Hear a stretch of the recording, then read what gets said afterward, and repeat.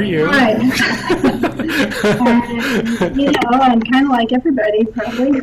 Yeah, okay. Well, I want to hear, like, where are you exactly? Because people have been, like, scattered all over the country. Right. No, I've been home. I've been in Pasadena. I live about a mile and a half from the hall we play in, and my whole family's been home, I'd say, for 6 weeks now, so Wow. it's pretty weird. It is, right? And so what are some of the challenges that you're finding? Well, I'm kind of the one in the house that doesn't actually have work that I have to do.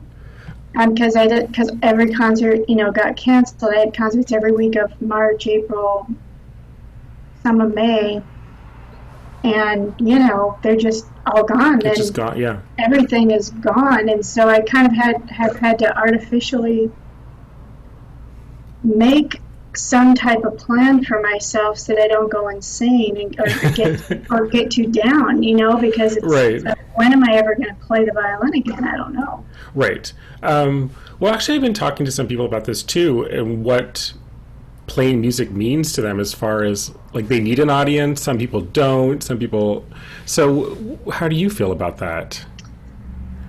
Well, I feel like that everything is sort of about the performance itself. Like, I used to be, I think at school, I was a pretty hard practicer, worker, and I used to think that was the part I enjoyed. But really, everything changes and kind of coalesces in a performance. And then as a professional, I feel like if I'm not actually performing, there's this whole other side of my brain, and my focus is not a part of even my practicing. As interesting as it might be, there's a whole different part of my physiology that's just kind of tuned into getting ready for an actual performance. And when I perform or rehearse things just transform so much in that environment that is impossible to recreate, mostly because you're not playing with other people, I think. Right. And it's, because I found this for myself too, that it's hard. I can't fake myself out and just say, learn this Brahms sonata after a couple of days, and it's like, no, I know there's no performance.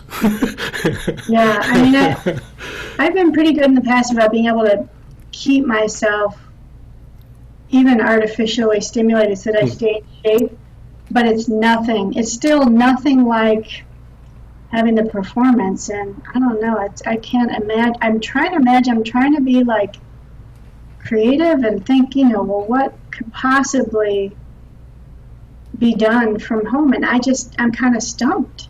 Right. And I don't know about you, but I'm kind of not a fan of and this is going to sound horrible, but of, like, delivering performances via digital dissemination, like, to the audiences. I mean, I think once in a while it's okay, but I don't really want to, like, I don't know, for me, there's so much in our society that's just about convenience now that I feel like if we even remove the live performance, then why would anyone ever go back? I don't know how you feel about that. Well, I've been thinking for a while about how we could use the digital world to kind of sort of be part of connecting us with the audience, but not as a performance tool, but more as a, like, everybody's so used to clicking on things when they need them, when they want them. And I thought, wouldn't it be kind of neat if there was like a click-on concert type thing where you could request a 30-minute private concert and you could have several different program choices. That's interesting. At your home or something. I mean, but not like online. I feel like, we have no choice now, but that's a totally different thing online. I also don't care for that. I like what you're proposing, because it seems like the essence of that would be to connect the audience with a specific performer. I mean, that was part of why I wanted to do this podcast, was that for me, for years, just being a freelancer, going in the door, putting my tuxedo on, playing, going out the back door, getting on the freeway, I always said, there's so many amazing people here. We never connect with the audience. There's really no mechanism to do that. We just stand in the lobby and talk to people. We could. So I thought this could be a way to use the digital platform to meet people that are a part of this whole mechanism of music. So, neat. tell me what kind of, like, from talking to people around town and other colleagues, how are people doing, and give me an update. Well, I've been talking to people lately about one subject that's been explored a lot is the fact that quite a number of people, or maybe not, I don't know how many exactly, have been doing remote recording. I, mainly make my living doing recording work. I play, obviously, Pasadena Symphony. Santa Barbara Chamber Orchestra unfortunately closed its doors a couple of years ago, but I was concertmaster there for almost 20 years. Wow. And then since then, I've been pretty much subbing pretty regularly almost all the time with LA Chamber just as a sub. But anyways, recording is kind of where the bulk of my bread and butter is. And so people are kind of, there is some remote recording going on in town, even with like Hans Zimmer and some,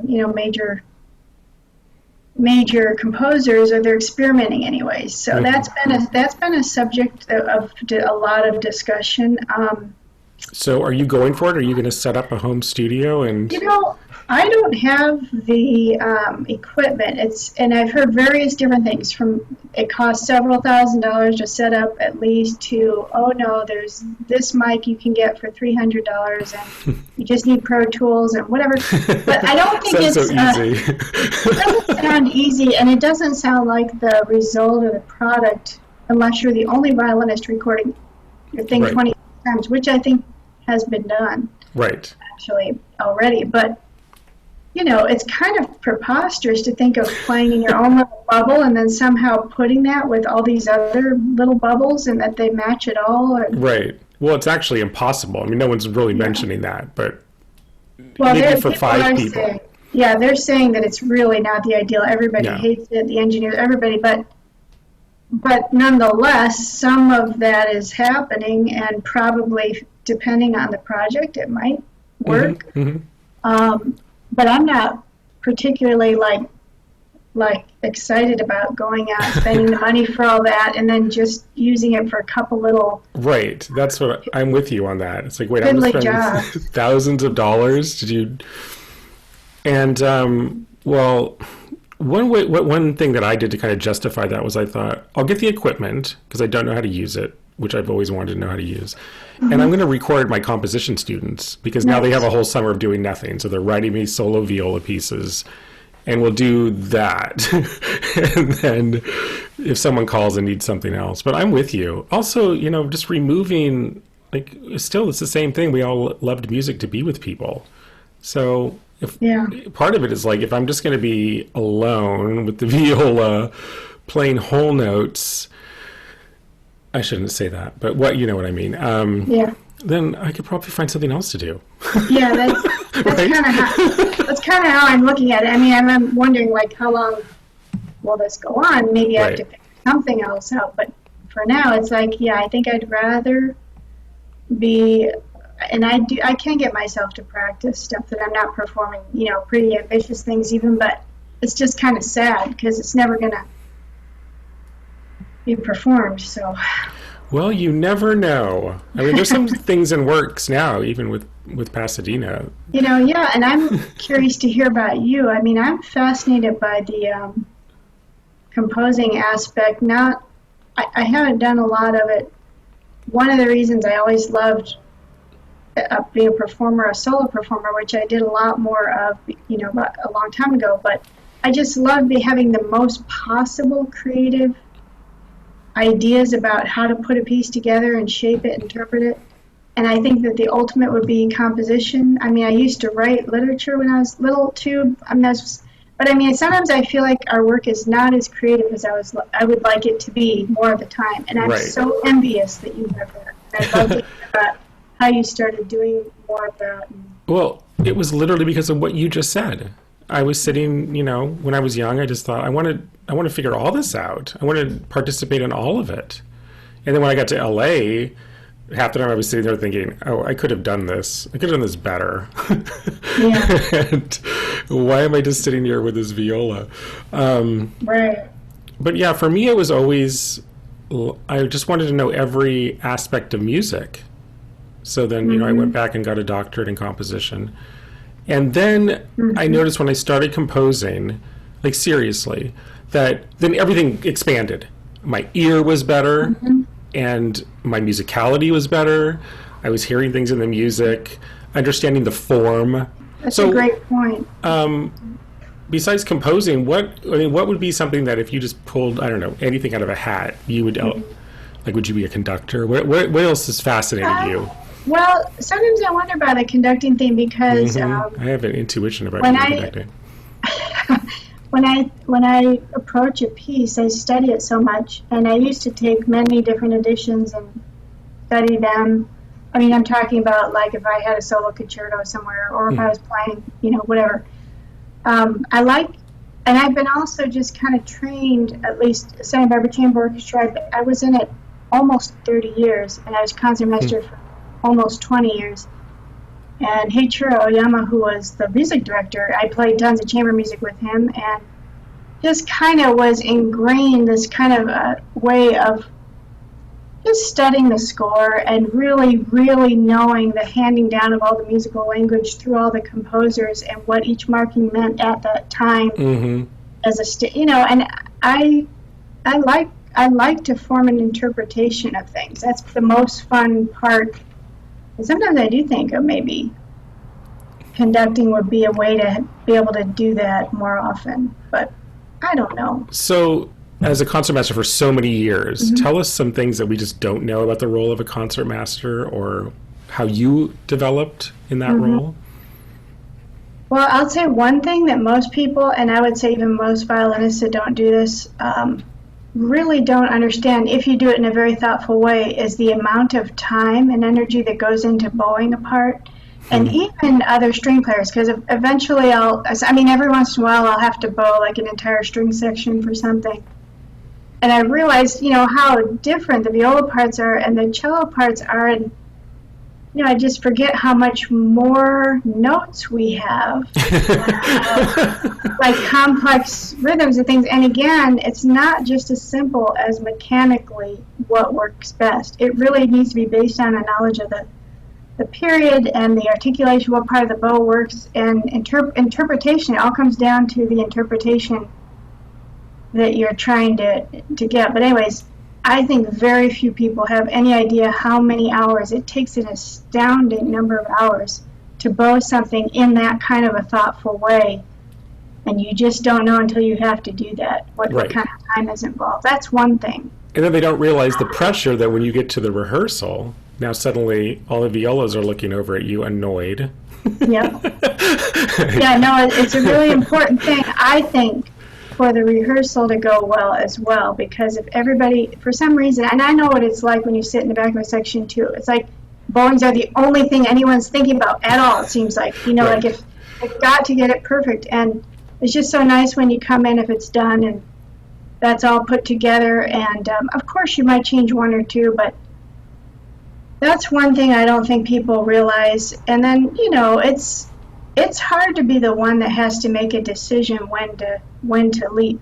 And occasionally it's very obvious when to do it. And when it's not, you have to make the choice and also take the criticism if it's not right. And that's tough. I can imagine also developing your ears to work both directions, right? To hear what's going on behind you, around you.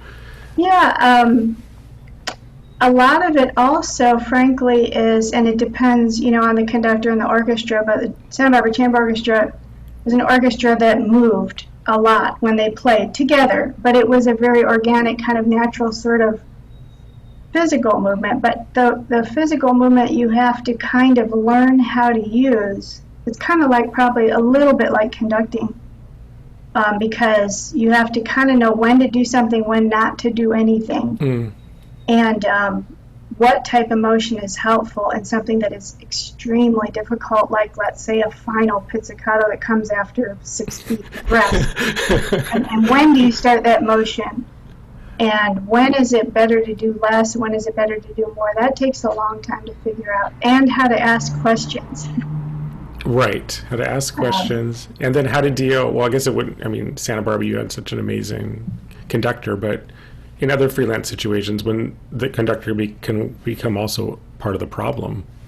Yeah, it can be, and you kind of have to read somebody and see how comfortable they are with, I mean, because I'll do freelance work as a concertmaster around LA too, and you have to kind of read the conductor and see, do they just kind of want to be left alone? Do they, you don't always know until you get to know them. So. Yes. So what have you learned about conductors over all these years?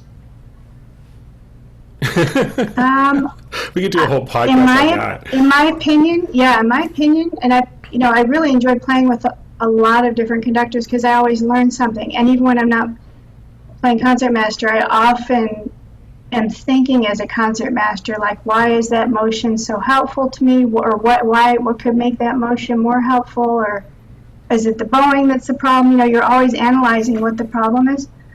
But what I've learned, I think that a conductor that comes out of the orchestra is just so much different. I'm talking about an instrument that comes out of the orchestra, although obviously there's so many great pianist conductors, and the score reading aspect must be so much easier for them. But I feel like if you're a string player and you've sat in an orchestra and you've had to read, or you've just sat in an orchestra at all for any length of time, it doesn't take long to figure out what you really need and what gets in the way. Right. And how to talk to the group, I can imagine. And how to talk to the group, how to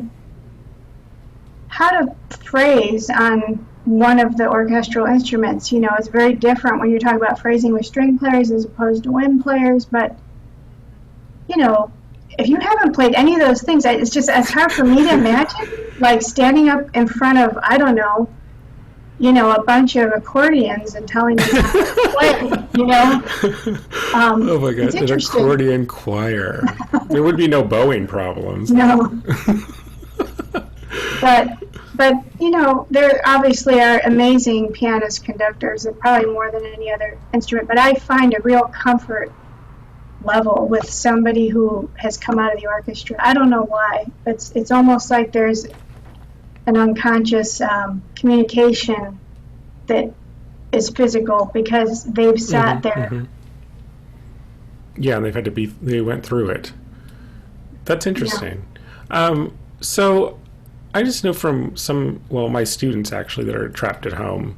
I want to hear about are you teaching a lot? I am not teaching. I taught for a number of years down at Coburn School. I was Robert Lipson's assistant for about 18 years. And I stopped teaching about 10 years ago. I just felt I had too much between performing, recording, and teaching. Mm-hmm. But literally, I was gone every single hour of the day, and it was just too much when I started to have a family. So for right now, I'm not, although occasionally someone will come to me when they're preparing for a competition, or even come to prepare maybe an audition and they want to play for me, but I'm not, and that's like the one thing a musician can do in this climate right now. So wait, how many kids do you have? I have 3 kids. Oh my gosh. A lot. Okay, yeah, so yeah. And what are their ages? My youngest is 12, and then I have 15 and 18, and 2 girls, older girls, and a boy. Wow, so you have your hands full, Amy. I do. Well, I always wish, I had a little more creativity going on, but I'm trying the best with the time I have to. It seems like you are creative like bomb. I have a feeling that everything about your life is creative. I don't think you should be so hard on yourself.